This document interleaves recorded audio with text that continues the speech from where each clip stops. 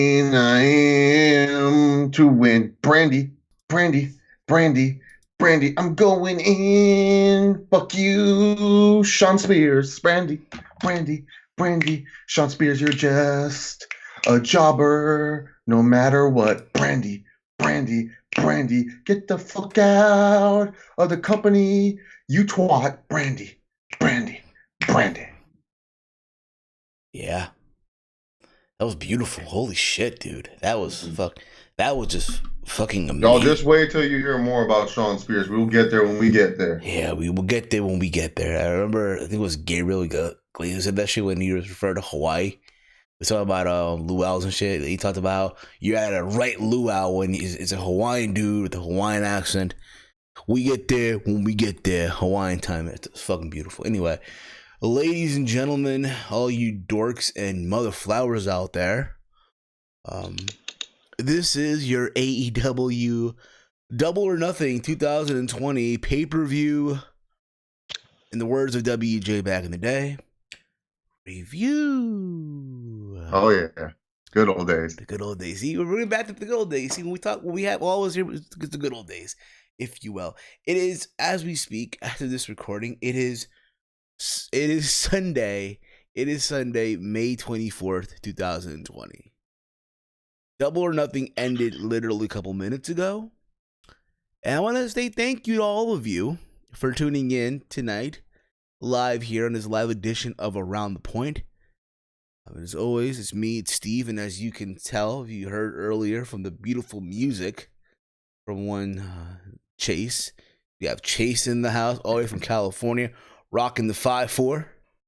What up? What it do, baby? Repping the 5-4. I want to say, Chase, I thought what you did today was amazing.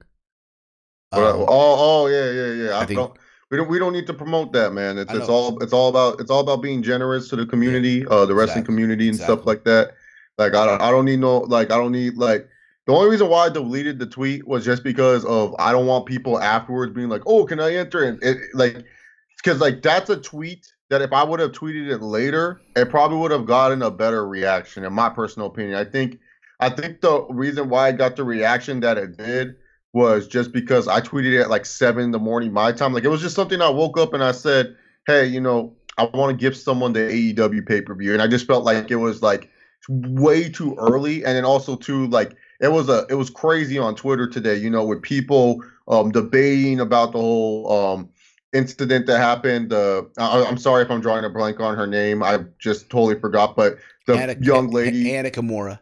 Oh no, the young lady wrestler who unfortunately passed away because of cyberbullying and stuff. There was a lot of arguing with that one. I do apologize. I just don't have her name right up in front of me right off the bat. So there was a lot of people arguing about that. And then there was just a bunch of other stuff going on Twitter. So I just felt like it kind of like, it was like a kind of somber day on Twitter, but I wanted to give a smile. The guy was really happy too.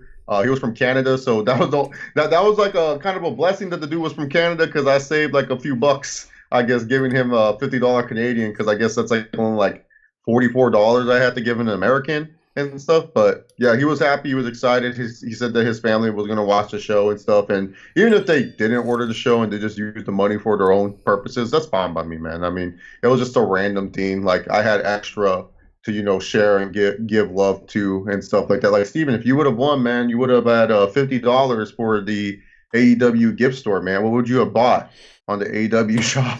Honestly, dude, believe it or Well, not, I think it's a pro wrestling tees gift Person card. Tees, to my understanding, PWTs are having their own Memorial Day sale. And I think also AEW is doing their own separate thing as well. No, I'm saying like the gift card. I think the gift card's also a pro wrestling tees gift card. It's not just an AEW. Honestly, I don't know, to be honest. I think I go honestly. Well, now honestly, okay, you put me on the spot. That finally kicked in. Holy shit! I'll probably would have bought the Owen Hart t-shirts.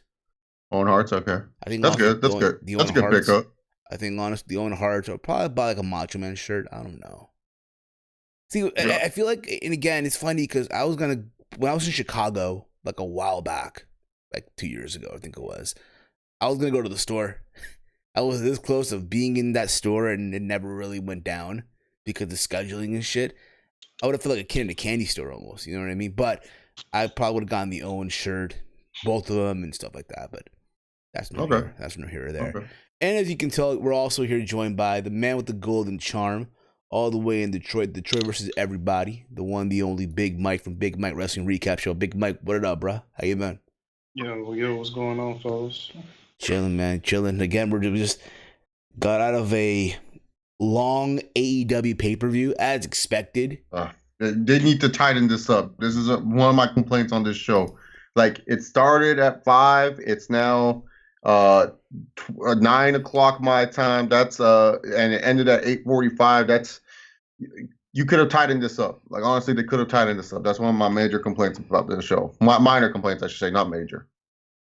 If I agree with that 100%. Listen, we give praise. We give praise for WWE during this whole pandemic. Yes, what's going on is it sucks right now, absolutely. But one thing that they've been able to accomplish is the length of their shows when it comes to pay-per-views. And I feel like AEW, for me overall, listen, I know I get labeled, and I know all of us in a way too, oh, we're haters of AEW, this and that. But at the end of the day, I purchased the pay-per-view. You know what I mean? I purchased it with my own money, this and that. But that's besides the point. That's besides the fucking point. Okay? I thought overall the show was, for me at least, was just an okay show. An okay show.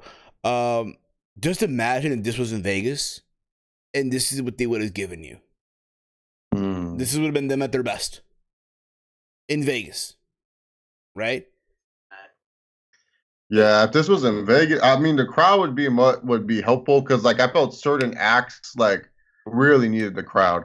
But other than that, yeah, if this was in Vegas, I would have to say that this card was kind of a disappointment, to be honest. Like, from that standpoint, like, like the certain match, like the last 3 matches really carried this show, and that's the only reason why this show doesn't go down as like bad or anything like that. It's just like the last 3 matches were all pretty like.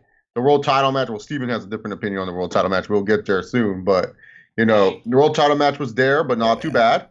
And, the women's match, it was probably the match of the night, minus the, Stadium Stampede match, which was just hella fun. Oh, say that again? The women's match? Yeah, I liked it. It was really good. Nyla and Sheeta. Hikaru. Yeah, no, we're not talking about that botch fest between Statlander and Penelope Ford, dude. No, we ain't talking about that. I got you on that one, yeah. 100%. Excuse me. I had to go a sip of my drink. So overall, again, for me, I thought it was solid. Okay at best, honestly. Solid okay. Even though throughout the show I had sushi, if you will. Had a drink. Gatorade and Ciroc, but that's besides the point. Mike, what about you, bro? Your thoughts overall on the show? The show was, I have to agree with y'all. It was solid to okay. The main event, well, the Stadium Stampede was really good. Very mind-boggling and hard to process, but it was pretty good. Very entertaining. But everything else to me, I felt like was pretty boring.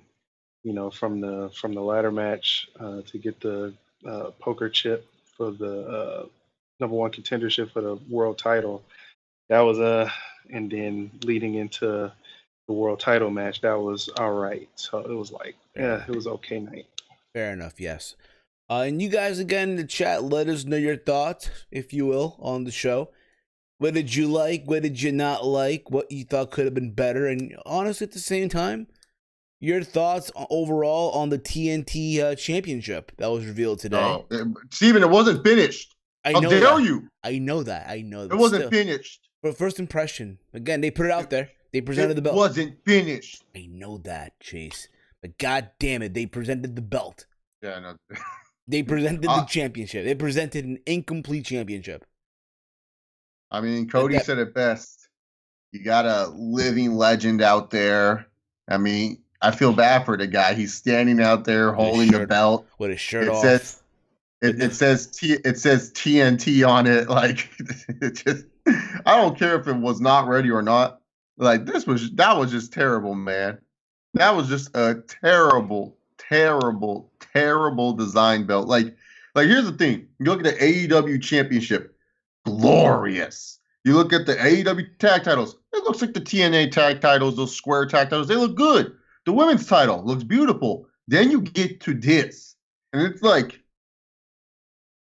what is this? Like this isn't like not even TNA would show off this belt. Like TNA would have been like, nope, and throwing away, man. Like this is something that Buzz. This is something that Buzz created. Remember in WWE 2K19 when your character Buzz created a fake belt. So Buzz created this belt. So in case you're wondering, I have the image right here. I'm gonna pop it up here in the screen share, if you will. I have it here. I have it here. You know what it looks like. I know, but still, I want to put it in the chat because why the fuck not, right? There you go. There you go, guys. That's the TNT Championship. I look at this. It looks like something. It looks like a champion that a Kofed would probably crown or make, what have you. It looks like an indie title. Listen, for all the shit that WWE gets for the 24/7 championship, holy crap! This is like.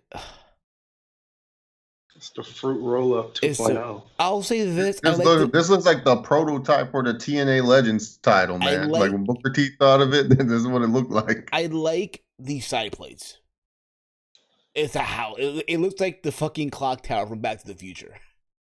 It does. That's what it looks like. It really does. The clock tower. It looks like. Again, this is an incomplete version. This is what they put out there tonight. Just keep that in mind. So just likely, you know, in due time, they complete this championship. I believe I know who made this belt. I could be wrong on this. I want to believe that Paul Martin made the belt. From Paul Martin Belts. He has a YouTube channel. Go check him out. Also on his page on Instagram, he does make belts and all that stuff. It looks like. Because they did show a picture of the belt, like just completely all straightened out, and the signature on the belt, it looks like it was one of his stuff, or the stamp, if you will, right? So it looked like his belt. But other than that, I look forward to seeing how this looks completed. But overall, I don't know right now. I'm just right now like, okay, you had all this time. Can you imagine? Like, can you imagine if this was in Vegas? And they would present this title. Dude, this would get ribbed harder than the Universal title. Remember when the Universal title first got debuted and everyone was chanting during the Balor and Rollins match, "This belt sucks. This belt sucks." Like that's what this belt would get chanted at, man. Like people would be like booing that thing, man. Exactly, bro. I remember I was there, bro. People were chanting, "This belt sucks. This belt sucks. This title sucks." But I don't think though, like, because didn't they say the reason why I wasn't finished because of COVID, like, because COVID like stopped the production, so maybe it'll look a lot better. We'll have to wait and see. But yeah, this was like couldn't they have just said like, hey, the actual belt's not finished, like we'll just give you like a trophy or something for the time being? Like they could have made a quick little trophy. You gotta understand too, though, and this is what I said leading up to the show. You needed. It's that way people will tune into the show. So fuck it. Let's have Mike Tyson, who's again video and viral, throwing the mitts, right? He's saying that I'm back, right? And his rumor fight of him in Holyfield. Hell, I'm even hearing him at Tito Ortiz. I'm even hearing fucking Mike Tyson and Shannon Briggs, depending what you're hearing, right? So because of this, AEW sees the moment. Hey, let's have Mike Tyson, who is an AEW fan, even though he was yawning.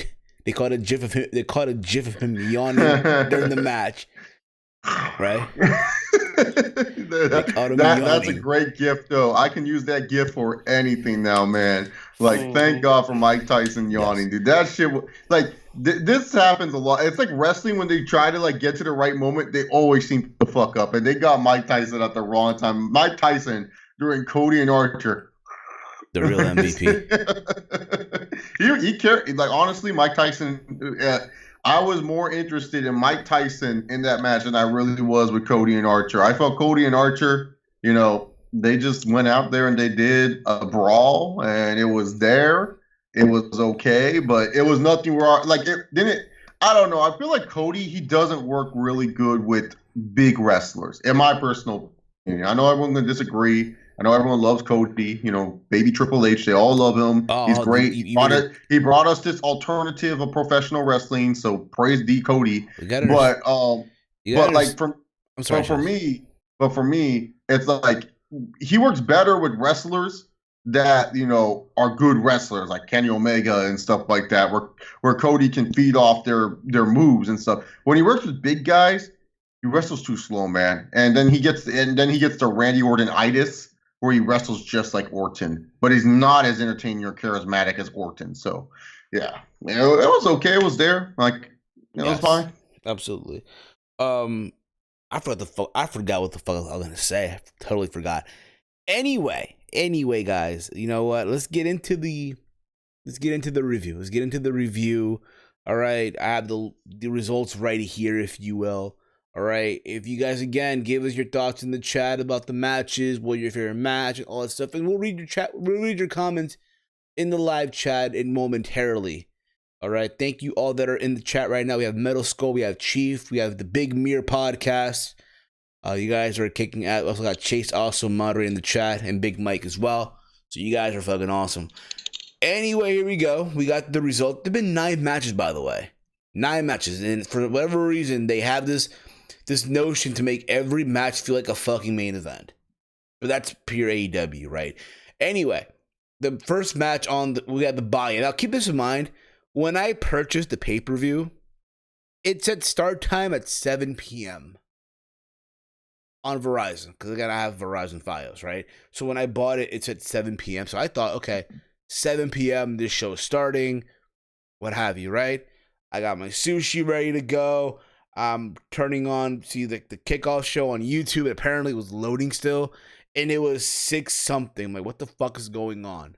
During Apparently, that time, though, they were showing some of the rehearsals that were going on. They were showing yes. Moxley and Brody Lee's Luke Harper's rehearsal for their match. Yes. So there was that. But the whole thing kicked off at 7:30. One match: Best Friend Chuck Taylor and Trent versus Private Party of Isaiah Cassidy and Mark Quinn. Thought honestly, just a regular tag team match. Nothing really crazy. Apparently, the winner of this match was going to be the number 1 contender to face Kenny Omega and Adam Hangman Page somewhere down the road. But again, just your typical tag team match. Both teams got some near falls here. All right, when it was all said and done, though, the Best Friends got the win with their I think their move is Shock Zero. That's what it's called. Shock Zero. You can't get the idea. Yeah. That's the name of, again, and at the same time, I said in my predictions that, hey, they've been active throughout this pandemic. They've been active in AEW. Why would we give Private Party, who again are talented in their own right, why would we give them a win when they haven't even been around? Right? But yet, Best Friends have been busting their ass on television these past couple of weeks. So there's that. That's my take on it, right?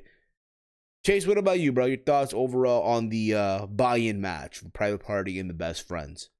It was all right. I mean, it was like any X Division TNA match I've seen in my lifetime.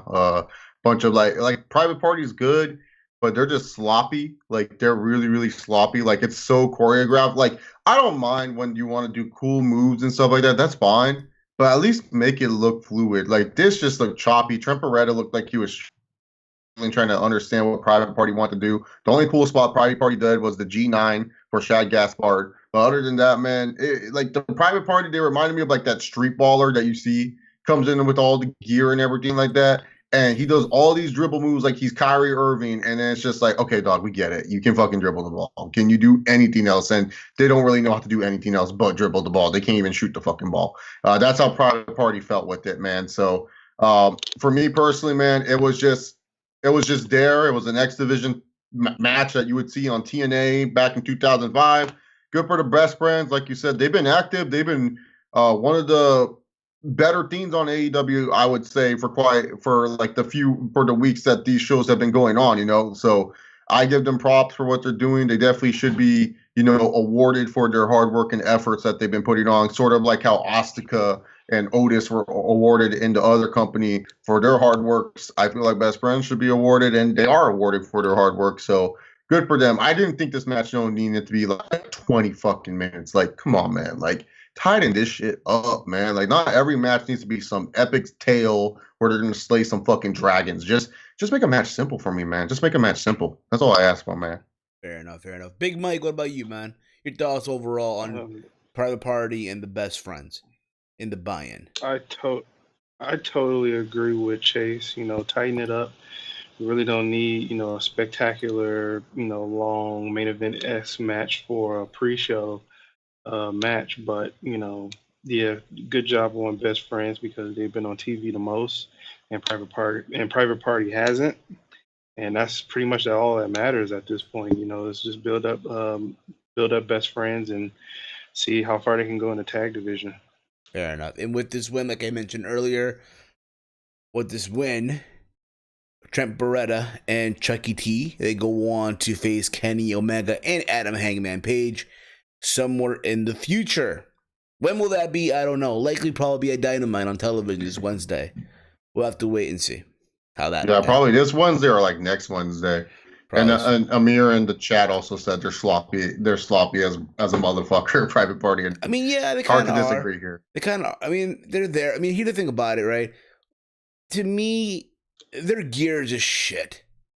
Their in gear is just shit. I'm sorry, bro. I get it that they're trying to be party-ish, but I don't know, man. Like there's a line where it's good entrance gear. Don't get me wrong. Like, it's good entrance gear. Like, if I see it, I'm like, oh, they look cool. But then when they're in the ring, I'm like, wait, they're fucking wearing that? Like, I'm like, no, just take that shit off. Exactly, dude. Exactly. Like, if anything, dude, hey, listen, man, that worked on the indies, fine, what have you, right? And House of Glory, it worked.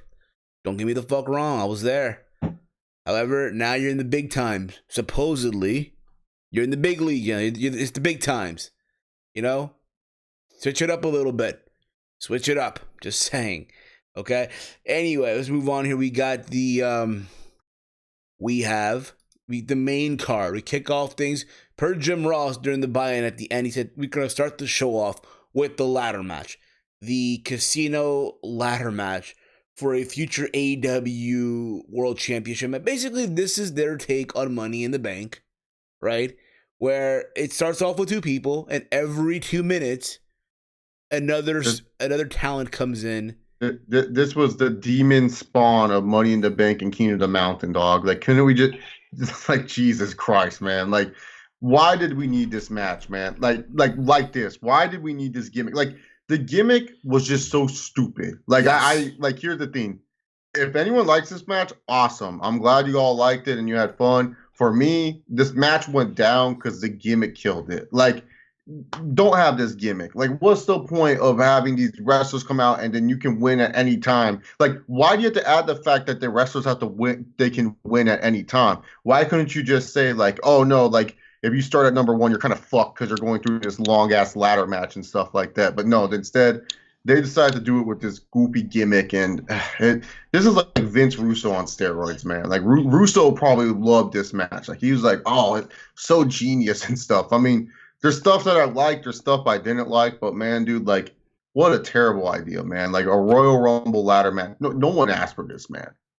Fair enough. To me, again, listen, I thought overall, the rules were weird. Yes, I agree with Big Mir here. The rules were weird, right? I thought overall there are moments in the match where I thought it was funny for what it was worth. But I said this on Twitter, at Heel Steven, by the way. If for every botch in this match, take a fucking shot. Because this match was full of botches. Just gotta say it like it is. Yeah. Like, Darby Allin, man. Does Darby Allin really hate his life, man? Why did he do it? Like, his spots that he did were insane, dude. Like, what the skateboard from top. And again, I wonder sometimes, and again, I know a lot of the shit go through Tony Khan. I know Tony Khan, from what I've been hearing, right? I'm sure we all hear this, right? Tony Khan approves a lot of the stuff. No, Tony Khan's the final say. He's the Vince. He's the HINC and AEW. Like, pretty But much he's if like shit beta. goes true, you know it's a Tony Khan decision. Like that's But it. he's like You can't beta blame Vince though. anyone else but Tony But Khan. He's literally transparent about this. He literally says he makes the final say. He says that in his post interviews. Like so, we can't blame anyone else. yeah, but he's like fucking beta Vince almost in a way with these approvals and shit. To me, again, like there's spots like that. Just no, a skateboard and he fucking missed it. You know what it reminded me of, dude? And again, you might think this is like what random as shit. It's fine. It brought me back to an episode of Rocket Power from many years ago. Remember that show back in the day, Rocket Power? Yeah, Steven, I'm pretty old, dude. I'm just making sure. I remember that show. I'm making sure. Can you be surprised? What? Episode where Otto fucking busted his ass and he got hurt, right? And he like fucked up his leg and shit. And he still tried to go at it, like play hockey, whatever, and he couldn't play. But he insisted in playing and shit. That's what they reminded me of. Like he fucks up his leg, whatever, right? But yeah, he's still out there wrestling and shit. In this case, Darby Allin. I'm pretty sure Jim Cornette, Uncle Jim, is gonna fucking go off on this match. I'm looking forward to it. I really, really do. It's for all the shit that Jim Cornette gets, which is, again, it's fucked up for all the stuff that he said. But from time to time, we look forward to his comments. But that's besides the point. That's besides the fucking point. Okay?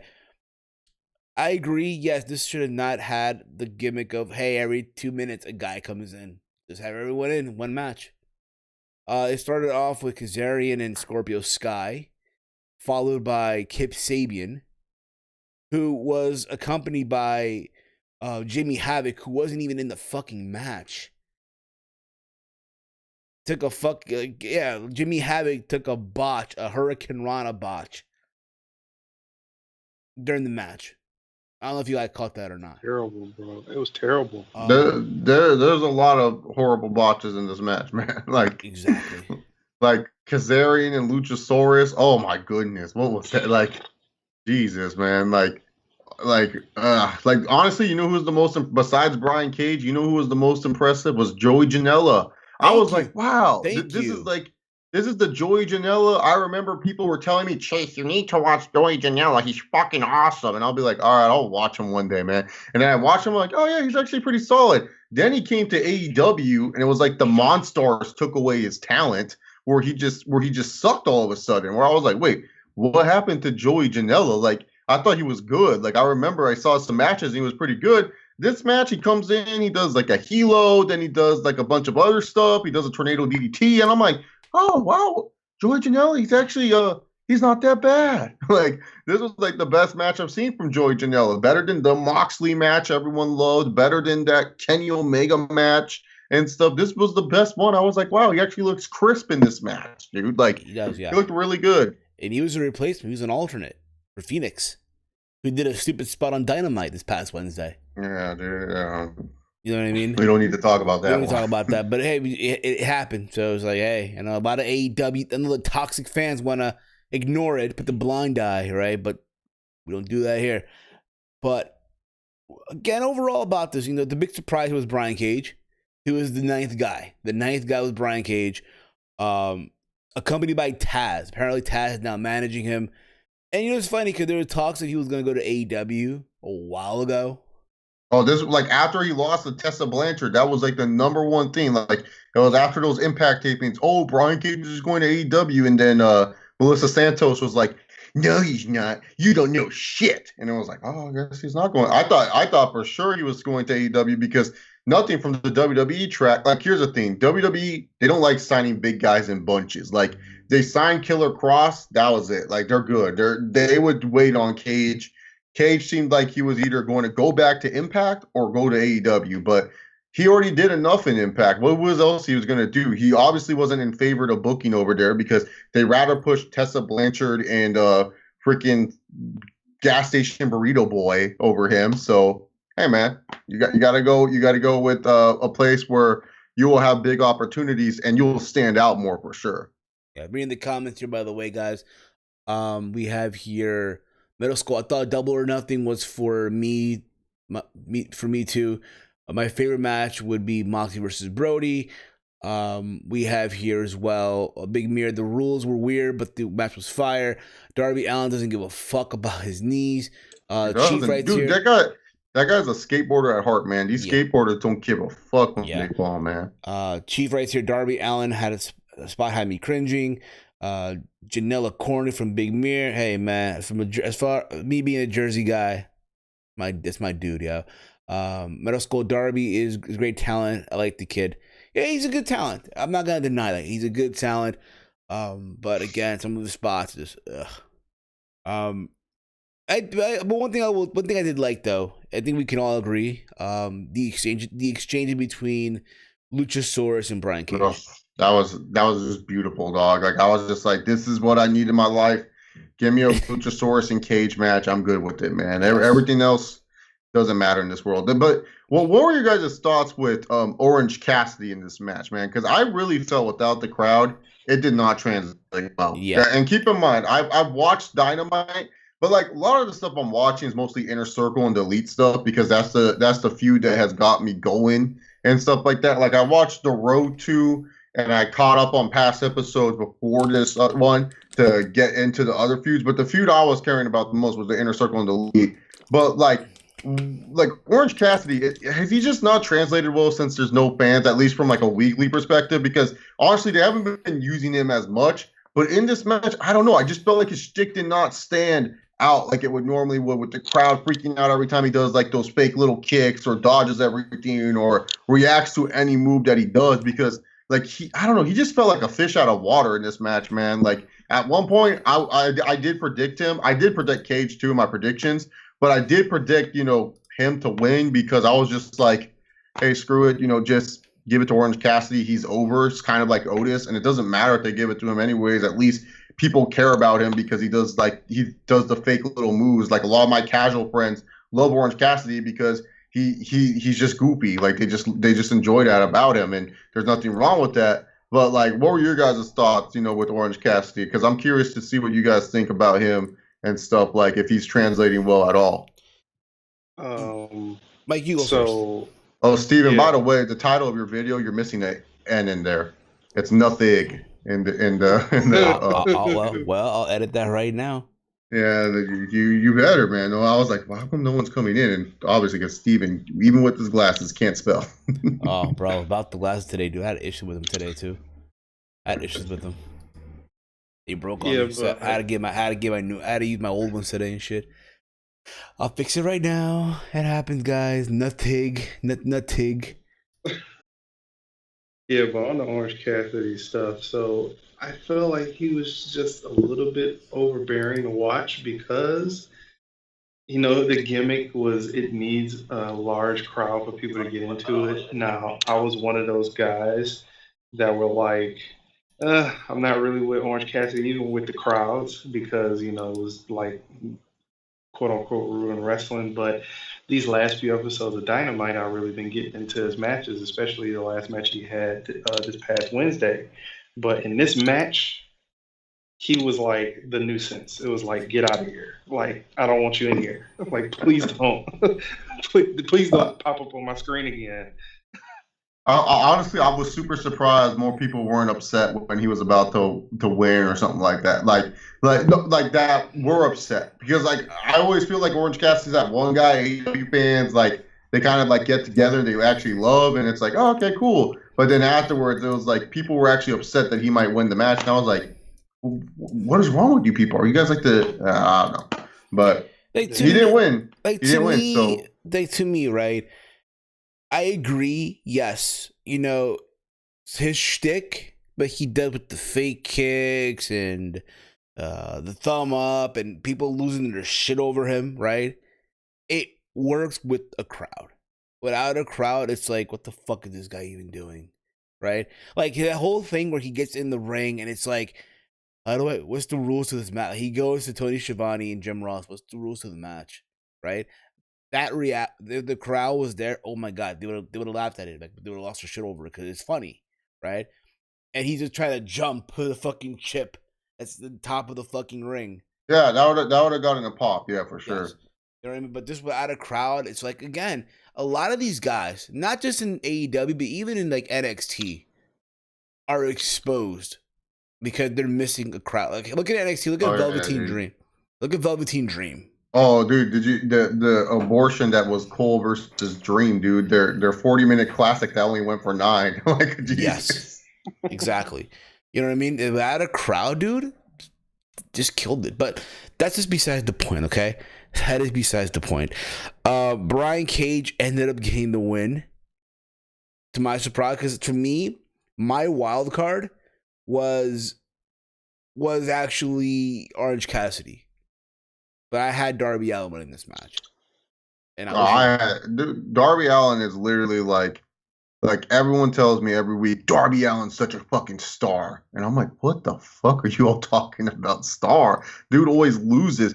Dude, that's part of his gimmick. That's part of his love of the character. And I'm like, I ain't gonna like if there's an argument that I know not to cross, it's with sometimes with these AEW fans, this ain't it. I ain't gonna deal with this Darby Allin Nah, bro. But Chase, exaggerations you guys live in. It's like Psycho EY, Chase, like Psycho EY. Oh, it's like Psycho EY. Yeah, no, it is like Eric Young. It literally is. It's like that, man. It's like he's not bad. Like I'm not gonna say Darby Allin sucks or anything like that. He's good. He's a good talent. I just hate that like every time he loses, everyone's like, he's just so fucking over. He's such a star. And I'm like, okay, first of all, one, I look at it at the ratings. He's obviously not translating towards the ratings. Two, most of my friends, when I show them AEW, they're not like, hey, can you show me that Darby Allin kid? No, they're asking me to show them Orange Cassidy. They love that guy. That's the guy they love from AEW. They don't really love anyone else but Orange Cassidy. So Darby Allin, you know, yeah. So I don't know. I'm just tired of reading that Darby Allin's so fucking over and he's some mega star. He's Sting. He's Jeff Hardy. Like, no, he's none of those guys, man. Yeah, he's just Darby Allin. Like Sting. Let's just sit there and leave it. Like Sting and Hardy have charisma. They have charisma. They have a personality to them. They have an aura to them, if you will. Let me correct myself. They have an aura to them that Darby doesn't really have yet, or will he ever have? We don't fucking know. But Brian Cage does get the win. Backstage, Taz starts screaming that, oh, he's gonna break everybody, this and that, and there you go with that. I think the pairing with Taz, honestly, does he need Taz? No, in my opinion. But hey, it's something for Taz to do, I guess. Hey, being a manager. I think also, the problem though, I love Brian Cage. He's not a good promo. Like, there's a reason why Impact Wrestling kept him backstage for a good minute and not talking. Like when they were like, I remember they were like, Brian Cage finally speaks tonight on Impact, and I was like, oh, he's actually going to be in the fucking ring, and it was just a backstage segment where he's like, I'm Brian Cage, and I destroyed everyone and stuff like that. Yeah. So there's that. Anyway, let's move on. Let's move on here. But again, Brian Cage does get the win. Likely he'll have a match for the championship down the road, maybe at All Out, which they did announce today as well, September 5th. My only question is where? It's the only thing. Daly's place. It's Daly's place. Daly's place. Daly's place. Maybe Dana White will hook him with the Apex. Maybe, you know what, Fight Island, yeah. Which, by the way, Arizona, they can go to Arizona. Which, by the way, you guys noticed in the crowd, you had Vicky Guerrero, you had Vitor Belfort, and Vitor Belfort looked like he ate every single TRT. Like he took every drug professional wrestlers were using back there and took it, man. And also Dan Lambert. Dude, Dan Lambert had to be hiding Colby Covington somewhere. The King of Chaos, I cannot believe he did not make an appearance, dude. Bro. I was hoping Colby would be the knife guy. You know, he comes out trolling with the Kurt Angle music. He wins the belt. He goes, hey, Uncle Fester, I'm not coming back to the UFC. I'm going to become the AEW champion. And, fuck Marty Fake Newsman and fuck Mark Not So Good Goodard. And, I was hoping for that, man. But instead, we got Cage. Me too. Yeah, I was hoping that. And again, I reminisce back to the days when Dan Lambert was in TNA and that whole American. I reminisce the good old days, the good days, if you will. That was one of my favorite. That was one of my favorite segments. Dan Lambert did. He's like, "Do you know what this belt is? This is the Florida Championship Wrestling belt. Ricky the Dragon Steamboat held it, but none of you fans know that." Fucking hilarious. Yeah, the good old days, guys. The good days. Go back. Go on GWN. Go on the fucking Impact Plus and rewatch that if you want. Okay. Anyway, if you have him, if you have it, yeah, if you have it, we go from there. We go to MJF versus Jungle Boy in a 1-on-1 match.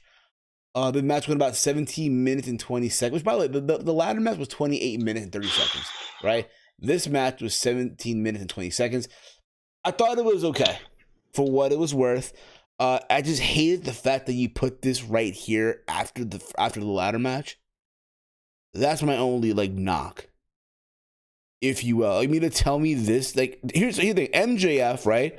For a lot of people, is, oh my God, he's the best heel that this company has, right? This guy should be challenging for the world title down the road, right? If you will, he's the future of AEW. But you mean to tell me that he goes on he goes on first, but yet you have Chris Statlander and Penelope Ford going on later on the card? You mean to tell me that he goes on before fucking Sean Spears and fucking Dustin Rhodes? Oh God! What kind of bush? What kind of wolf ticket shit is this? Dude, who knows? This match, I said it best. This match was like a graduation match. Like when you finish wrestling school, your coaches want to see, hey, let's see how long you can go, bud. And they make you do a graduation match and shit like that. This is what it was, man. It was like why? Why was this match so fucking long? I don't know. I'm not gonna lie, I was dozing off during this match, man. Like MJF, he's good. I'm not trying to lie. Jungle Boy, he's good. They're both good talents. I'm not gonna sit here and say they're shitty. It was just like, what was the point? What was all the little shit for? Tighten it up. How come MJF can't be dominant? The guy literally just beat Cody. It's not like MJF just came off of beating up Mark. Okay, he did beat up Marco Stunt. But I'm talking about the last pay-per-view. For most casuals that watch AEW, the last thing they know MJF did was beat up Cody. Clean. Clean, yes. Clean. And yet this guy's struggling with Jungle Boy? Like, no, MJF should literally go, pew, pew, pew, pew, pew. Punch Jungle Boy in the face. Jungle Boy dies, and 1, 2, 3. That's it. You shouldn't have to see a 17-minute match like, oh, the heart of Jungle Boy. They did that storyline already with Chris Jericho. Why do we need to see it again? It's whatever. They're good talents. I gotta save my ranting for Sean Spears. That bum deserves all the ranting tonight. Bum deserves He deserves it. I can't be ranting about Jungle Boy and MJF having a long ass match, man. Like Amir said, should have been a squash. But Sean Spears, man, I'm so pissed at this bum, man. I need this bum out of my life, man. He just needs to live off Peyton Royce's paychecks for the rest of his life, because this guy's a bum. I'm gonna say this such right a now. bum, man. I know you'll talk about this later, but I'm gonna say now. Damn, I wish Mr. Kerr was here for this. He would agree with me on this one. Sean Spears is the Vinny Magalish of pro wrestling, yo. Holy shit, yo. Holy shit. Okay, not take that back. He's the Jake Shields of pro wrestling, yo. Take that back. Oh God, dude. Okay. Anyway, but there's that. Mike, your thoughts overall? Your thoughts on MJF and Jungle Boy before we move on here? Dude, it was long. It was long. It was long. It was like, dude, it was just so long. If you could have taken at least 10 minutes off this match, I would have been okay. I would have taken off 15. 11. I'll take off 15 minutes and make it just go 2. Fuck. I didn't need to see this match for fucking 15 minutes. No. 10? Fuck no. I just wanted this match to be quick. And how just they finished the match with a roll-up. With a roll-up. Holy shit. Yeah, that would have been better, dude. It would have been better if MJF would have been like, here's a banana to Jungle Boy, and Jungle Boy is like happy because he has food for once. And then freaking MJF just rolls him up, and that's it. And that's the thing, man. Jungle Boy doesn't act like he's from the jungle. That's my biggest complaint. Because remember before he fought Jericho, he's like, I'm training for this match my whole life. And he's wearing like one of those running masks, and he's running on a treadmill. Like, motherfucker, you're from the jungle. Go fucking run in the jungle, man. Word. God damn. Climb a tree, like run in the hills. You know what I'm saying? Just hangs up backwards from Luchasaurus' dumbass. Exactly. Meanwhile, if you guys watch Being the Elite, like these last couple episodes, right, they're doing this whole thing where Luchasaurus is trying to find his fucking tail. I stopped watching Being the Elite, so like after I watch it here and there. It's not what it used to be. It's watered down, if you will. I'm sorry. I know the toxic AEW fans are going to say, you're wrong, guy. It's the best shit ever. God damn it. But it's just watered down. It's not what it used to be. I feel like they just phone it in. Granted, it is what it is. But no, they have a big TV show to fucking worry about, so I don't blame them. I don't blame them either. Like, yeah. I think after 200, you should just fuck it. It's over. Right? But anyway, there's that. God, can I wait for the Sean Spears and Dusty Rhodes, bro? We're almost there, y'all. From there, we get Cody versus. Okay, so Metal Skull, I love him. He said in the chat, he's not Tarzan or George of the Jungle. Metal Skull, he's Jungle Boy. He should act like he's from the jungle, man. Like you can't like that's his whole gimmick. Like his whole gimmick at first is that he couldn't speak, and Luchasaurus had to translate for him. Now all of a sudden he can run on treadmills and wear oxygen masks and stuff. Yes. I'm sorry. And then JR calling him by a shoot name after gimmick. Jungle Jack. Jungle Jack Perry. Jungle Jack Perry. Apparently, I learned today. I learned today that Jack, his father, I guess produced Ric Flair 30 for 30. Luke Perry? Yeah, that's what I learned. Apparently, the Persian. You didn't know that? May he rest in peace. I totally, again, I've been zoned out. No, I'm just kidding. I knew that. I only know that because I listen to Bill Simmons, and Bill Simmons always talks about that. He's like, "Yeah, man, we had Luke Perry. He did the Ric Flair," and I'm like, "Okay, dude." Yeah. Anyway, from there we move on. We move on to the what you guys saw earlier, that disgusting, incomplete TNT Championship. Semi-perfect cell TNT Championship. Yes, we have between Cody Hurst Helmsley, Cody Jarrett, in the eyes of all the toxic, moronic AEW fanboys out there. Apparently, Cody owns AEW. Apparently, he is the guy behind the success of AEW, but in reality, no, it's Tony Khan. Just saying, right? That Cody, right, versus Lance Archer. Now, during the buy-in, they showed Lance Archer destroying a fucking old abandoned house with a sledgehammer, preparing himself, if you will. And then you have Arn Anderson being interviewed by Tony Schiavone, hyping up the match and this and that. We have Mike Tyson, Iron Mike Tyson, presenting the championship. Now, mind you, like I said earlier, they revealed the belt before the match even happened. Tony Khan posted a photo on social. My bad. Bicep Tony. Let me correct myself. Bicep Tony. The fuck? Yeah, on Twitter. During the ladder match, he posted a tweet about Janela. Right? He called himself Bicep Tony. I posted in a group chat, by the way. Bicep Tony. Okay. He's calling himself. I didn't know this. I did not know he called himself Bicep Tony. Yeah. I quote tweeted. I actually quote tweeted the whole thing. This is what he basically wrote in quote here. If I can just find it right now, bear with me here. Bicep Tony did in fact call the bad boy Joey Janela last night to ask him for a favor. So now he's being called Big Bicep Tony. Okay, Vince. All right, Vince. All right, buddy. All right, Beta Vince. But the match overall, I thought for what it was worth, it was just there. Listen, you knew going in Cody was winning. Yeah, man. Like I honestly already said what I thought about the match. I just want to say this. Anyone who's upset with Cody winning, like, you guys gotta understand, he was going to win this belt regardless. Like, there's no, like, when this belt got announced, I literally said, "Oh, Cody's winning this belt. He can't go for the world title.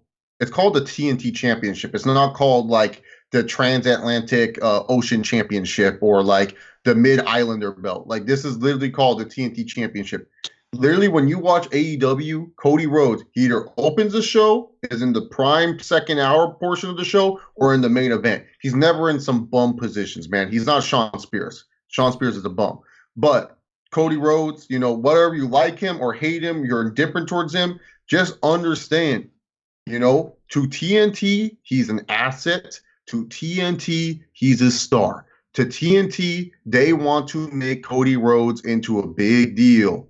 And there's nothing wrong with that. If there's an issue with it, I know everyone's gonna say Cody Jarrett or Lance Archer, he should have won. Look, if Lance Archer would have won this belt's being defended against Kip Sabian on AEW Dark. Let's just be real here. Okay?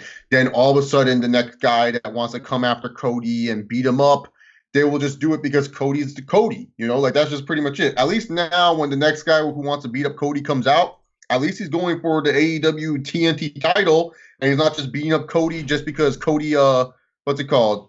Sniffed his cereal or some shit, Like, at least they actually have a reason to fight. Just understand, guys, this belt was made for Cody. This belt was made, and you can be upset about it all you want, but just know at the end of the day, this belt was made to help AEW's mid-card. This belt was made to make sure that more guys get more screen time. We all know with Cody, every feud he does is super duper epic and awesome for most people. Look, this is coming from a guy who's not really the biggest Cody Rhodes fan. And I'm over here and I'm defending him winning the title. So I don't want to hear anyone say, oh, you're just biased towards Cody.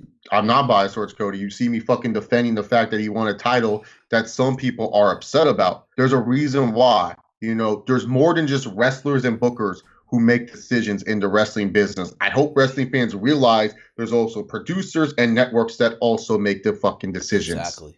It's not as easy as 1, 2, 3 saying, hey, you just push this guy and it will work. No, because if USA Network's like, they're not going to push him. TNT, they love Cody. Obviously, there's a good relationship there. You got to give him the belt. That's just the bottom line, man. That's just the bottom line. Yeah. Is this kind of Jeff Jarrett-ish? You can say that, but honestly, at least it's not the world title. At least there's no sirens playing, and he's coming out with the stupid guitars, acting like it's WCW and shit like that. Like, Cody's kind of knowing his role. He's a mid-carder. So it's like, why you got to be upset about that? Like, at least he's just in the mid-card. He ain't doing this in the world title scene. And I'll give you as an example, too. Like, Chase talked about networks. Like, remember, Impact Wrestling, when they were in Destination America, I don't know if you guys even remember that network in 2015. Oh, yeah, I remember. Destination America told Impact, listen, we want you guys to push Kurt Angle. We want you guys to give Kurt Angle the world title because he represents America. Hell, they were mad. Destination America was upset that Kurt Angle, I believe he lost the title in the UK. Yeah. During a taping of Impact. When again, did he lose it to EC3? Like, he lost it to EC3? No. I think he lost it to Lashley, I think it was. Oh, he beat Lashley, or one or the other. But I don't think he ever lost it to Lashley. I thought he lost it to the ass-kicking machine. Isn't that what Matthew's called? Something like that. But they were upset that they went to the UK and they taped these shows at Impact in the UK. But even though for the Impact, that was their WrestleMania when everyone went to the UK back in the day. That's what upset them. Destination America, just for an example. But again, for me, it was another Cody match. Granted, he fought a bigger guy here. And I agree, Cody needed to win. When you think of TNT, you think of, the good old days of WCW and NWA, Mid-Atlantic and all that stuff. And Dusty had a lot of influence on that. Especially when Cody is trying to get back all the name that his father made, if you will. The trademarks and all that stuff. So there's that. Mike, what about you, bro? Your thoughts overall on Cody and Lance Archer and that red belt as incomplete? The belt sucks, number one. Number two, I kind of knew that these two were going to be in the final since the tournament was announced and they released the bracket. So it was a no-brainer. I really didn't care who won this match because I like Cody, but I really didn't care if he lost or won. So it's whatever. But the match itself, it was there. It was slow at some points. I really didn't get the cheating from Arn Anderson and him getting kicked out. I really didn't get why he needed to do that. Like, again, I was Tyson's a snitch. Snitches get stitches, Tyson. He Tekashi, bro. You're trying to enter Tekashi, right? Mike Tyson 6'9", baby. Yeah, he just casual. He was like, he said, get him out of here. And they got rid of Roberts too. They got rid of Jake Roberts as well.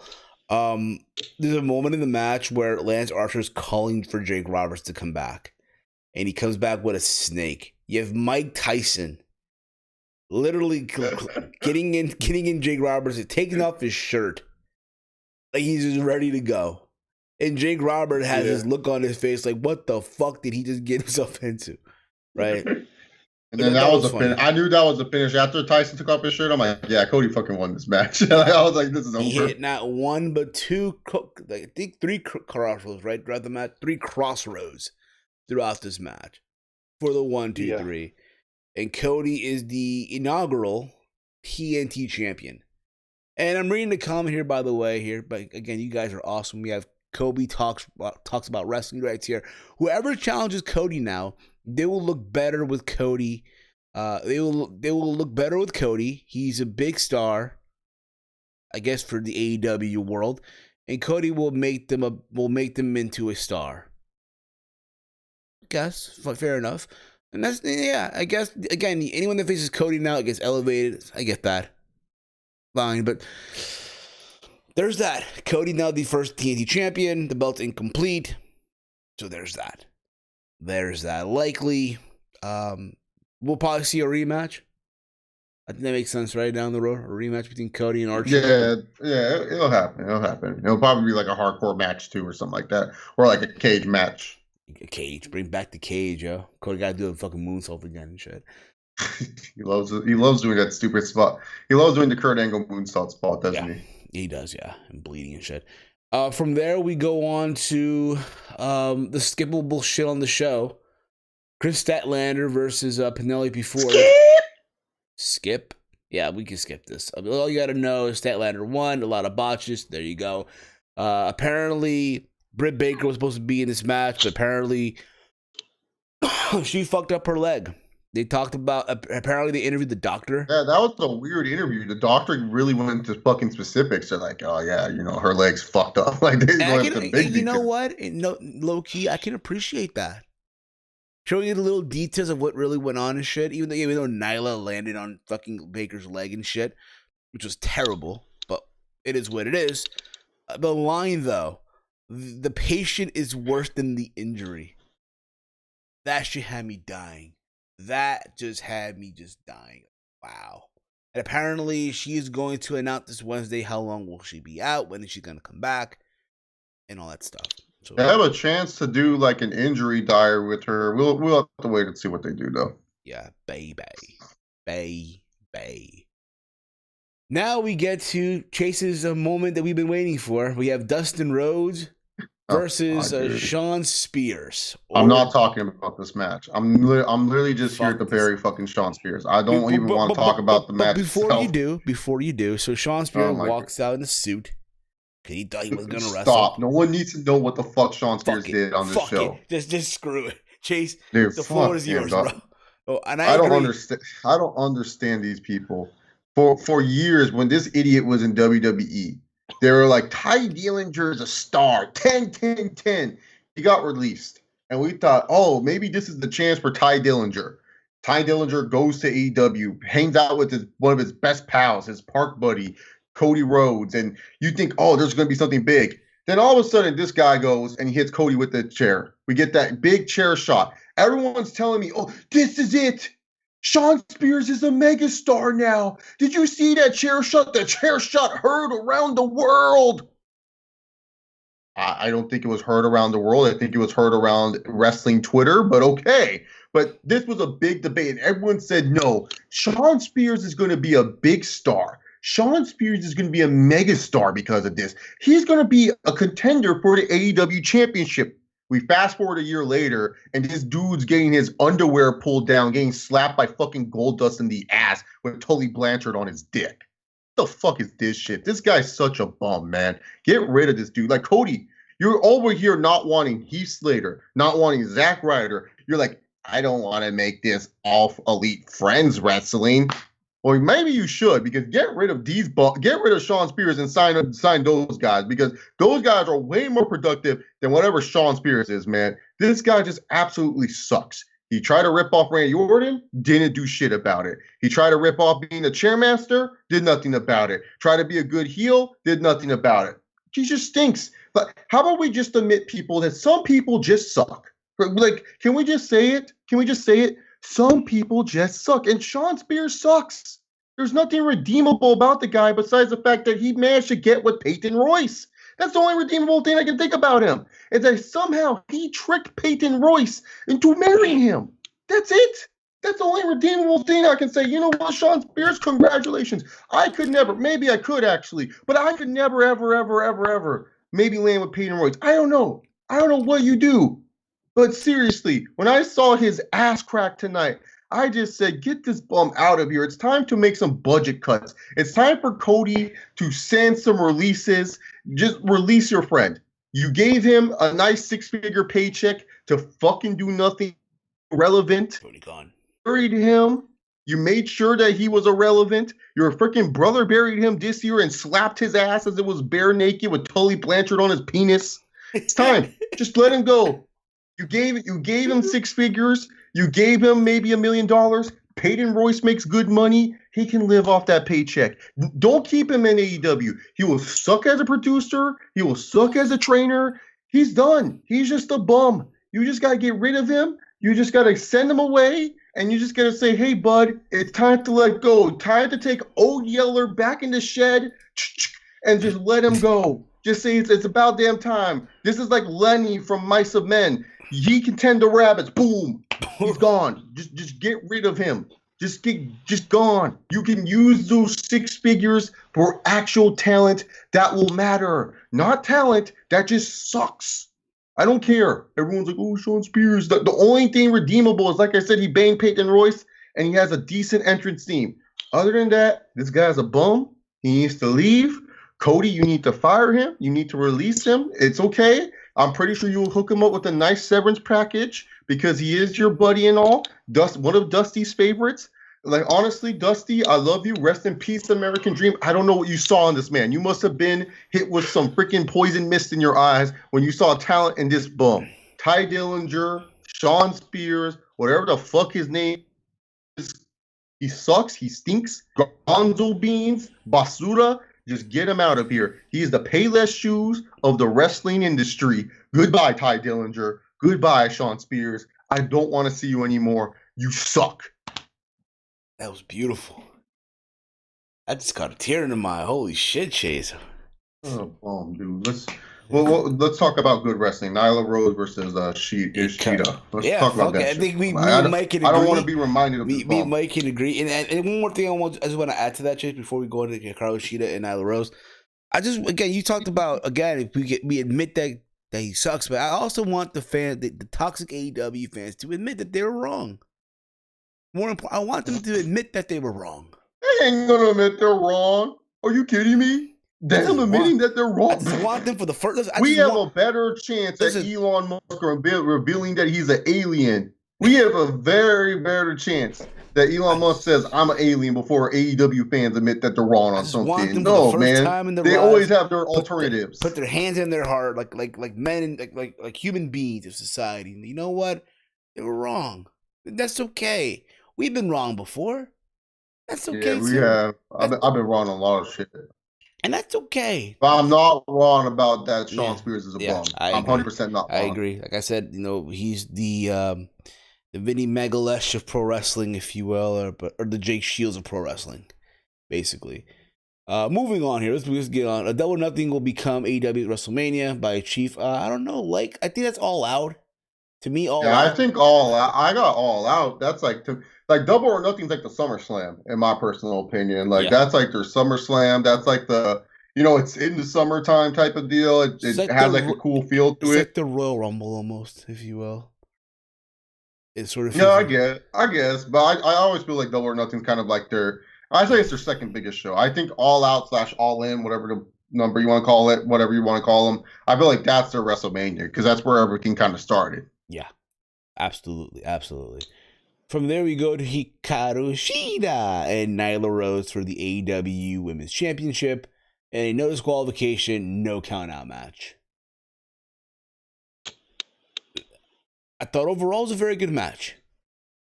I was amazed on the offense that Hikaru Shida got in this match. I was amazed on what they were doing here, if you will. But when it was all said and done, what shocked the hell out of me, I'm pretty sure also all of us too, is the fact that Nyla Rose lost. Yeah, I didn't think Sheeta was going to win this match. I literally thought she was, like, because Nyla Rose, whether you like her or not, whatever, but I don't want to say because it causes controversy no matter what, but you get the idea, Yeah, whatever you The stand thing on is, it is what the it thing is. is, the thing is, she's still a good talent. It's not like Nyla Rose is trash. Like a lot of people like to think she's trash. She's green. Like there's a difference between like Nia Jax, who's like been in the business for a long time, and it's like, come on, girl, like you can't be always like fucking up like this. And Nyla Rose, where it's like, different things have happened in her career. Like she took a different route than Nia Jax to say. But with her, she has improved. She's still green, but she's still learning, and that's the thing. And I feel like I said in this double in my predictions, I said they gave her this match because she can go out there and just hit her with like a bunch of crazy shit, and it works for hardcore matches. Because like Steven, you and I can do a hardcore match, and people would think it's awesome because we're just beating the fuck out of each other. Like that's just the bottom line when it comes down to it. And when you get a good talent like Sheeta, who's been doing this for a long time, and you get Nyla Rose, who fits better with that kind of style, it's gonna work wonders. And that's what this match did. It did great. I love this match. Personally, my match of the night overall, just because of the enjoyment and the story that was being told. I enjoyed it a lot, man, and I like that Sheeta became champion in a nice, shocking way. Absolutely, 100% agree. Big Mike, your take on the match, dude? The match was surprisingly good because after the first women's match, I almost wanted to give up, but I'm glad I paid attention. Yeah, I did. I wanted to give up on the we women's gave match. up on it, Steven. We said skip in this review. We did. But it was pretty good. Nyla Rose is getting better by the matches, and Karu Shida, she has been number one contender for like 2 months. Yeah. And she's finally getting her chance, and she got it. So it's good to see her win as champion, especially in this tragedy that we had this weekend. So yeah, indeed, yeah, absolutely. So it's good to see. My take is now probably Sheeta versus Statlander down the road, likely, or if not, I mean, granted, I know AEW said they're not gonna do rematch clauses and shit like that. I mean, we'll see how accurate that really is. And dude, all Nyla Rose has to do is win like one match, and then she's number one again. So It doesn't matter, right? Exactly. Yeah, absolutely. Yeah, absolutely. Yeah. We'll see how that goes too. We move on to the AEW World Championship match. Jon Moxley defending the AEW World Championship, Big Platinum, versus Mr. Brody Lee. And I'm be real about it, okay? I'm going to just say it right now. And I know we're doing a review and all, but I had a long day. And throughout this match, I just crashed. I was sitting here in the chair, watching the show, and the next thing you know, I was just... That just shows where Brody Lee, a.k.a. Luke Harper, is at, man. Yes. He sucks. That's what, and again, I was never bought. I never was. I was never sold on it. Let's put it out. I was never sold on the idea that this guy, Brody Lee, and again, no one's denying the guy as a talent.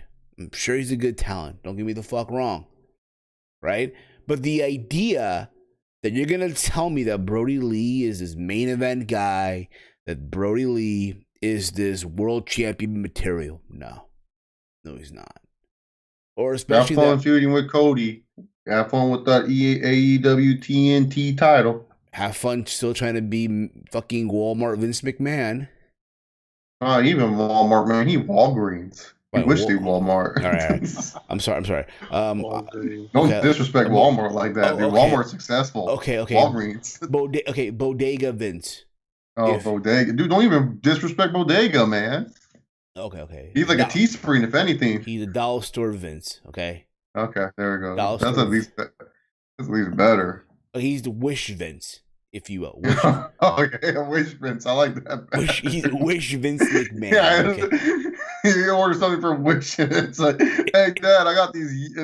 Hey son, I got your Yeezys on Wish for $30. The fuck are these, man? And they arrive like 3 months later. What the fuck is this And shit? then they're all freaking squished, and they have some off-white branding on there with the zip cord and shit. You're like, what the fuck?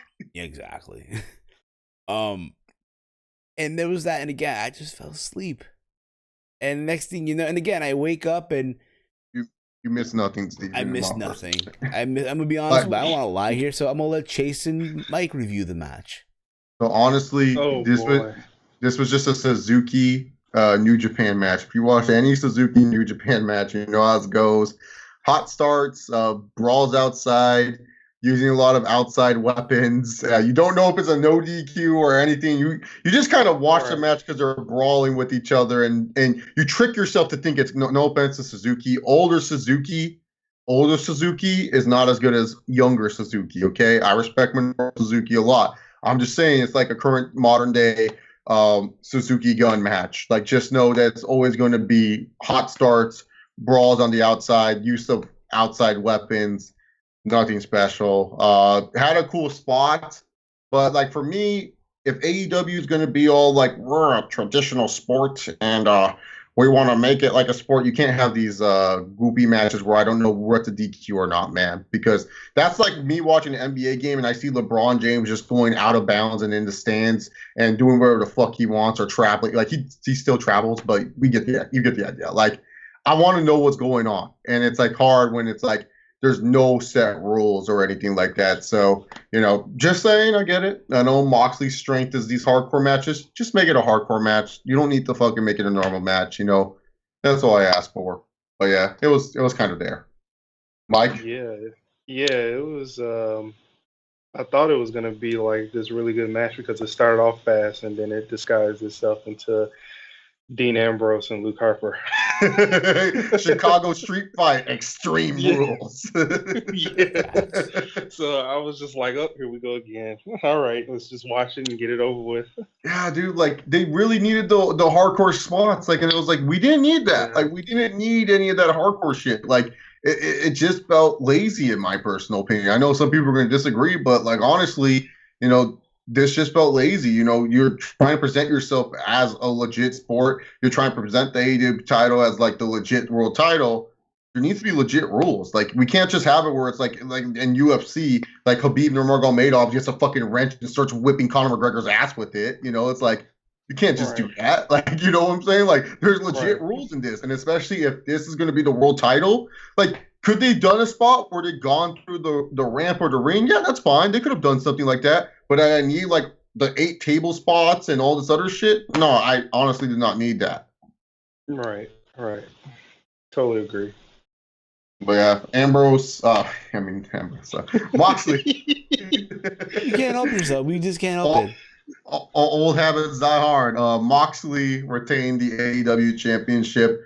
He introduced the sleeper hold. If you guys don't know, Moxley was in a movie called Cage Fighter: Worlds Collide. I don't know where you can watch this movie, but it's apparently like he's a wrestler versus is it still on there? Because I tried to watch it and I couldn't find it. I don't know. Yeah, so type it in. It got decent reviews from what I've heard and stuff like that. But yeah, it's a pro wrestler fighting an MMA fighter in an MMA match, and now that he has that in his repertoire, he's like Cena. It's come full circle. He has to add a submission to his repertoire, and so he added a rear naked choke to make Luke Harper look strong, or Brody Lee, or Wish Vince. Made Wish Vince look really strong because he didn't tap out. He passed out like a man. So yeah. He's a man. He's 40. So my thing is, though, at the same time, and I said this in my predictions, and then again, I predicted that it was probably end like in a no contest, because why would you have either one lose? Like, think about it, right?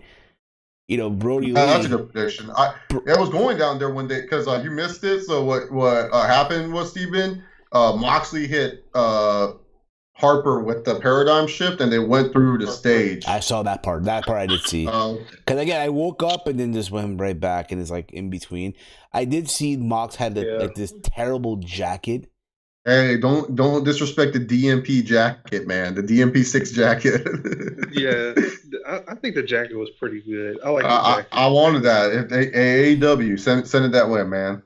Is it on the shop AEW? I'll buy it right now. For real. I've got to check. I'll check. ShopAEW.com. Brody wrestles boring, in my opinion, by Chief. He does. He does. Wish Vince does, bro. Wish Vince wrestles boring. I'm like a couple matches away and a feud away of saying that Vince is right. No, I'm already there. Yeah, I'm already there. I'm there. I'm already there. I'm there. Well, like literally, once he started cutting the steak, and he's like, "Why are you sneezing?" I was like, "Yep, I can't." Like, literally, I was like, "Where's this country?" I was like, and you know what? Sometimes these shoot interviews they go against you guys because literally, when he said in the shoot interview, "Yeah, Vince just didn't understand why I didn't have a country accent." Now it's like I want this guy with the country accent. I see what Vince was talking about because it's like I see him talking. I'm like, where's this country accent? it just seems awkward. So sometimes, man, for every make Roman look very strong to go against someone else, you kind of hurt yourself a little bit, bro. So yeah. And the thing, people wanted this guy at WrestleMania a couple years ago, right? In that trip with Randy Orton, Bray Wyatt. It almost happened. Orton was probably like, "Hey, Vince, Luke Harper fucking sucks." And then Vince is like, "Oh, really? He's not that good? Yeah, he was even talking a country accent. What? I thought he did, damn it." Yeah, bro. So there's that. And then we get to the main event. Stadium Stampede. Stampede. Apparently, for people, this is must watch. Now, granted, I woke up in the middle of this. Oh, it is must watch. It is must watch. It is a must watch. And again, it's very cinematic, but again, I commend them. And again, it's one of those things where it's like, you gotta take your hat off these guys. They went out there, they entertained the fuck out of you. This was done yesterday, apparently. It was taped yesterday, if you will. Friday, if you will. I just saw this thing where Sammy Guevara being chased down by Hangman Page was riding a fucking horse. That shit was funny, dude. There was so much good stuff. Like, honestly, Steven, I don't want to break down too much because I don't want to spoil a lot of stuff for you. We're already here. So fuck. I'm okay. I'll watch it anyway. It's fucking hilarious, dude. You have the horse chasing it. Adam Hangman Page is missing the whole match because he's drinking. There's a bar fight between Kenny Omega, Hangman Page, and Hager. And then Matt Hardy goes into the Jacksonville Jaguars pool and he gets reincarnated into a couple different forms of his former self. He took out the Pride and Powerful, the Santana Ortiz, LAX, by himself. What else? Oh, Sammy Guevara. He thought he won the match because he was the last man standing. But then Matt Hardy and Kenny Omega come behind him with the chair, with the golf cart, and he starts running like a madman. Jericho was hilarious in this match. He threw a challenge flag at Aubrey Edwards because he thought he won the match, and that was a funny spot. Honestly, this match was just fun. I didn't like when there was the ring in the beginning because I was like, oh no, don't keep it in the ring. I mean, if you guys are going to be in the fucking stadium, take advantage of this shit. And then once they started going around the stadium, I love this match, man. Honestly, it was just like the Money in the Bank. I didn't want it to end, man. I was having fun watching it. It didn't feel like fucking forever. Even though it was a long match, it was 45 minutes. I didn't realize that when I was watching it. It felt like it was 20 minutes at most. It didn't feel long at all. It felt fine to me, man. So I loved and initially enjoyed. I do enjoy this match. I mean, from my first instance watching, I love this match, man. It was great stuff. So honestly, even if you're not an AEW fan, you'll appreciate this match. Fair enough. Big Mike, what about you, brother? Yeah, it was a lot to process. Literally, the Firefly Funhouse match, the Money in the Bank match, the Boneyard match, and this match, I didn't mark out or I just looked at the television screen. I was just I'm drawn in. I want to consume everything, but at the same time, this is excellent stuff. Everything was executed really good. It was a lot of comedy. It was intense. It was a little bit of copyright infringement in this with Matt Hardy. I want to know, the Matt facts when he was in the Matt Facts. Yeah, I was like, is that copyright infringement? Like, can they do this? But yeah, it was just, and I liked Hangman Page's part of the fight when Hager just sat down. He was like, "All right, are we drinking or are we fighting?" He gave him a shot of Jack, and he was like, "Well, we're fighting," and then he just punched him, and they just brawled out. That was really good. Yeah, That was man. really good. But I Yeah, enjoyed the it. bar fight was my favorite part of the whole match, in my personal opinion. Like that shit was fun. Yeah, it was. It was. And Hangman pouring Kenny Omega milk instead of alcohol because he doesn't drink. That was really good. Yeah, I enjoyed it a lot. I did see though there's one thing I think is Matt Jackson does a moonsault from the goalpost. Yeah, that was I saw that. Then I saw the ending where Sammy gets pinned after a one wing angel from like this height. Like what the fuck, crazy. Like he's always getting pinned. He's always getting pinned. But you know what though? He's a sport though. Sammy Guevara, dude, he's a talented dude, man. Like I don't know if he'll like be an AEW star, but like if they're not careful, WWE is gonna steal that fool. Like they're gonna steal him and make him into a star, man, because he's still young and he still has time to fill out in that body of his, man. Like that body, like right now, like he's tiny, but he has time to fill out. Like he's honestly, out of all the new dudes that I've seen, I know everyone loves MJF and they praise MJF a lot. I've been loving Sammy Guevara. This guy is just, I don't know, something about Guevara to me, dude. This guy's like a future. Like I just see him being a big time star. Like just something about, like, especially once he fills out in his body, because like he's only 22. It's not like he's like he's right around there, like 22, 21 or something like that. Like he's very young, right? I think he's like 23. Yeah. 23, yeah. Like he still has time to like fill out and get really big and stuff like that. Where it, like even if he does stay this size, like he'll be fine. But we've seen the transitions. Like look at Seth Rollins. He used to be some skinny little dude, and now he's by like, the way, he's actually 26. Oh, 26? Yeah.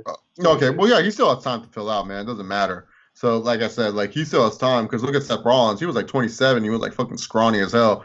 And now he's like in his 30s, and you see him, and he's yoked and stuff. But yeah, no, this Guevara guy, man, I fucking love him, dude. He's just hilarious, dude, and he's honestly just a really good fucking talent, man. Like I honestly just want this dude to succeed. At first, I was just like he had that one initial, like he had that one promo for the double, right?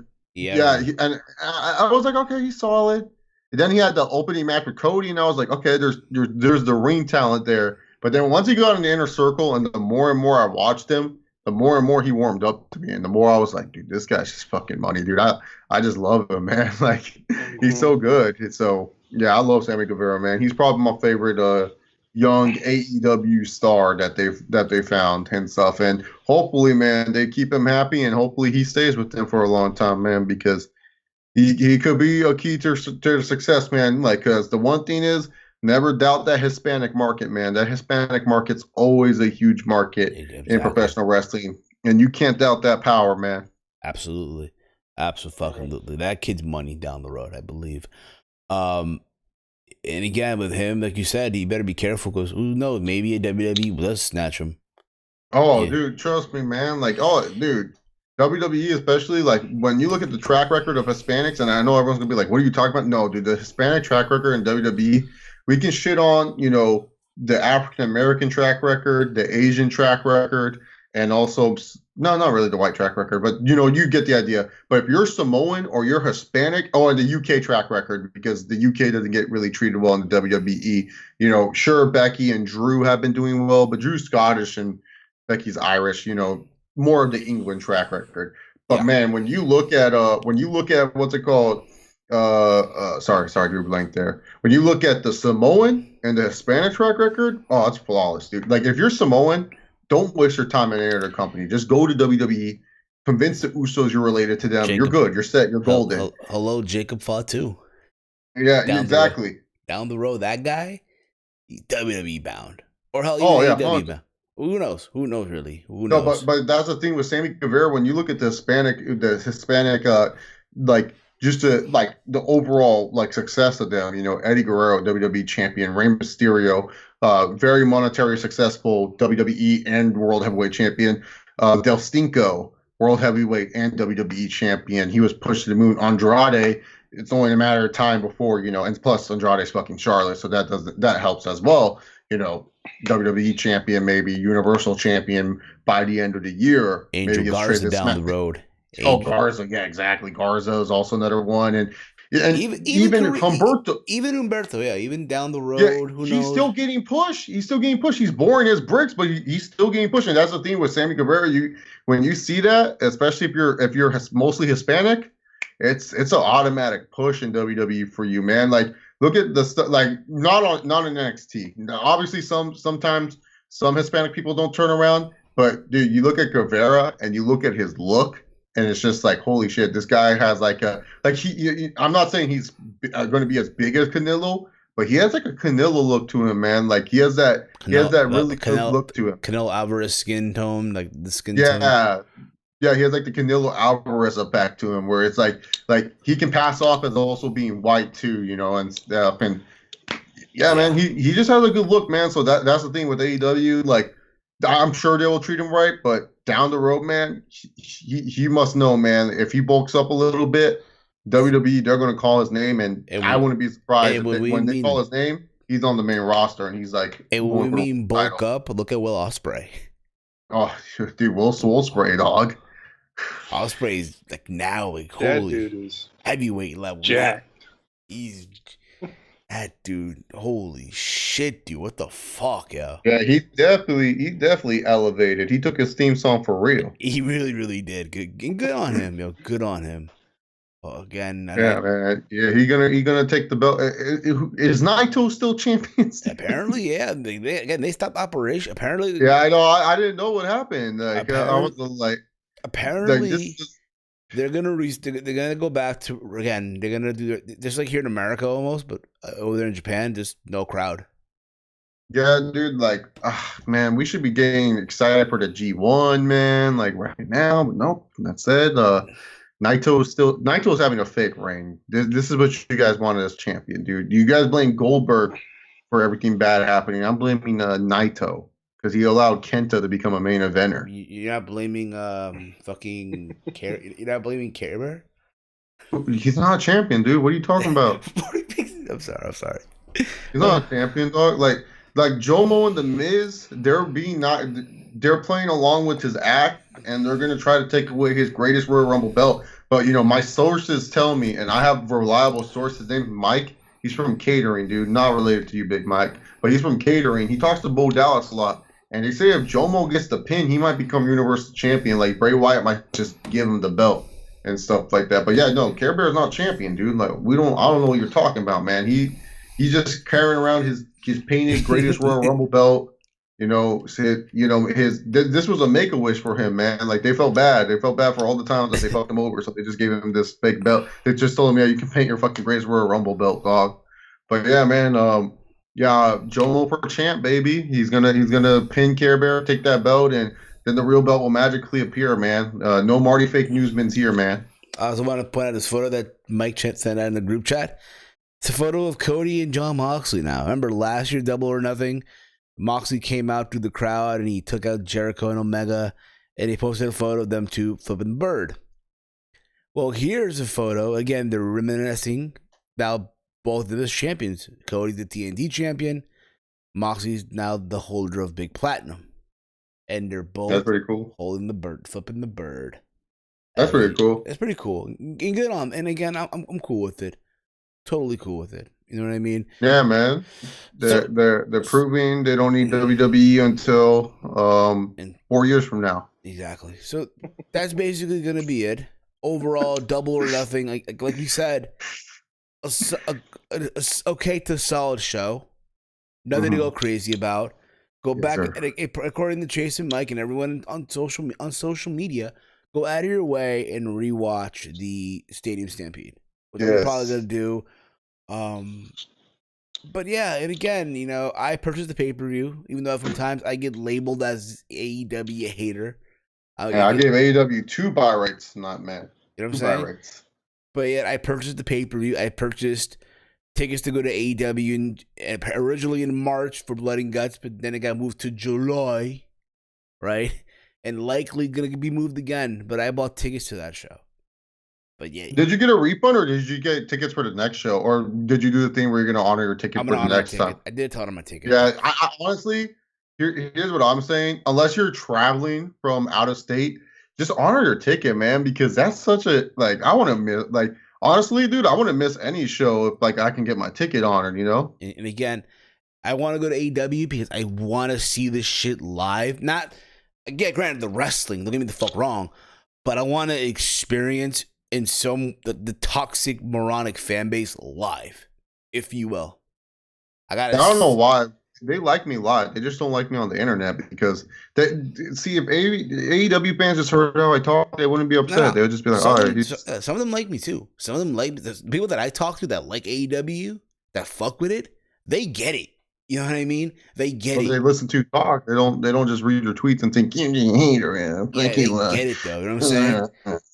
But at the same time, like, but you go to these indie shows, and the delusional people that think that Cody owns the company, that it's the Young Bucks, Cody and Omega that own the company. Sean Spears. No, bro, it's Tony Khan.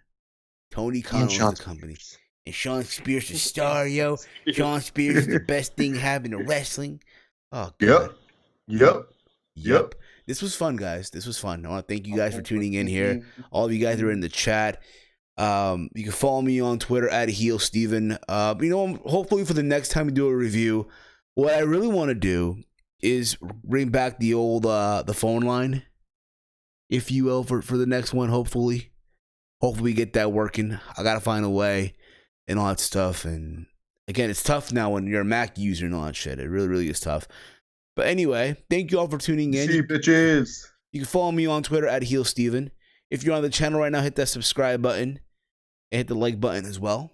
Why the fuck would you not? Big Mike, Chase, let them know where they can check you guys out. Big Mike, we'll start with you. Oh, okay. You can follow me on Twitter at Big Mike's WRS on Twitter, and you can subscribe to me on YouTube at Big Mike's Wrestling Recap Show. Chase? You can follow me on Twitter at ChaseOliver68. Brandy. You can follow me on YouTube, Chase Oliver. Brandy. You've been listening to Around the Point podcast. Brandy. And that's Around the Point, baby. Brandy. We'll see you guys next time. Take care, everyone.